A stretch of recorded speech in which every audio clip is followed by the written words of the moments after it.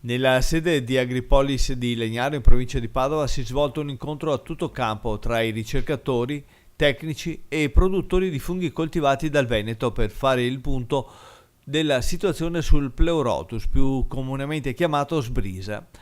Cali delle rese produttive preoccupano gli agricoltori. Il confronto è stato promosso da Oppo Veneto e dall'Associazione Italiana Funghicoltori, con la partecipazione dell'Università di Padova, in particolare Dafne, cioè il Dipartimento di Agronomia. Abbiamo organizzato questo incontro con la maggior parte dei produttori di Pleurotus della zona per evidenziare il problema di calo delle rese che si viene a verificare nella seconda parte della campagna produttiva del Pleurotus. Dopo qualche anno ancora non riusciamo a dare una spiegazione a questo calo di rese, quindi abbiamo deciso di presentare questo incontro e di affidarci magari ai consigli dell'Università di Padova. Una produzione altalenante non consente ai produttori di garantire quantità costanti ai propri fornitori e di conseguenza poco potere contrattuale, con ripercussioni sulla redditività. Sulle cause e sulle possibili soluzioni sono stati interpellati gli esperti.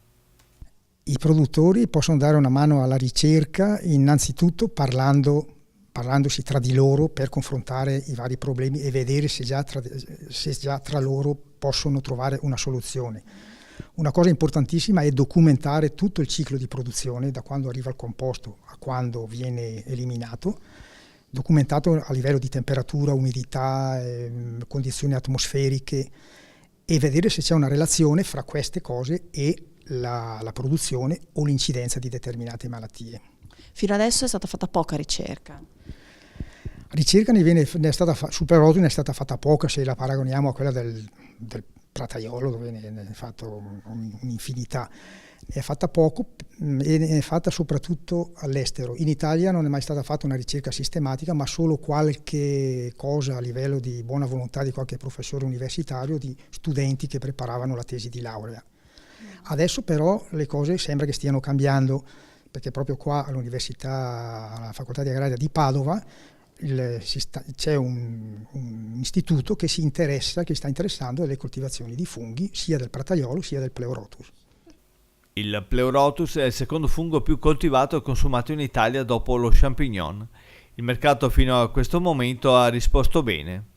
Per Oppo Veneto il Pleurotus rappresenta una fetta importante del nostro fatturato, si aggira intorno al 1,5 milioni. Il consumatore è sensibile al prodotto perché rientra in una categoria che è sempre ricercata nelle occasioni più importanti per la vendita. Infatti è un prodotto tipicamente stagionale. L'esigenza che abbiamo è quella di cercare di allungare un po' i tempi di commercializzazione per ridurre un po' quelli che sono i costi fissi delle aziende agricole.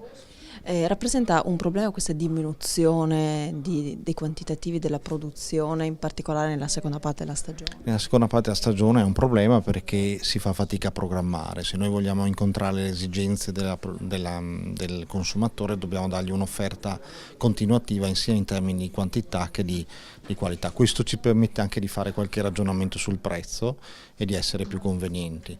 Abbiamo notato che anche laddove il consumatore è un po' più inconsapevole circa la stagionalità, i consumi continuano anche in periodi che tradizionalmente non erano quelli più favorevoli per questo prodotto e per tutti i funghi in generale. Quindi vuol dire che c'è una risposta da parte del consumatore. Sarebbe anche importante, lo dirò in seguito, che ci sia una maggiore segmentazione del prodotto, confezioni, mix, in modo che anche il consumatore trovi contenuti di servizio. Più della metà dei funghi coltivati in Italia proviene dal Veneto. Le coltivazioni sono sparse un po' in tutta la regione, in particolare nel Trevigiano, nel Vicentino e nel Padovano. I produttori sono intorno a un centinaio. Qui nel Veneto produciamo tutta la gamma dei funghi coltivati, quindi da champignon, Pleurotus, il pioppino, c'è anche qualche inizio di coltivazione di shiitake, che è un fungo che sta per la maggiore adesso. Quindi insomma diciamo che siamo ben inseriti nella filiera del fungo coltivato. C'è anche da dire che ad esempio a livello regionale, quando si parla di prodotto aggregato, quindi prodotti che sono all'interno delle cooperative, il fungo è secondo solo al radicchio. La coltivazione di funghi nel Veneto cominciò negli anni 50 dello scorso secolo. Si partì con il prataiolo, l'area dei funghi coltivati, comunemente chiamato champignon. Il 70% dei funghi coltivati è consumato fresco, il resto finisce all'industria di trasformazione e conservazione.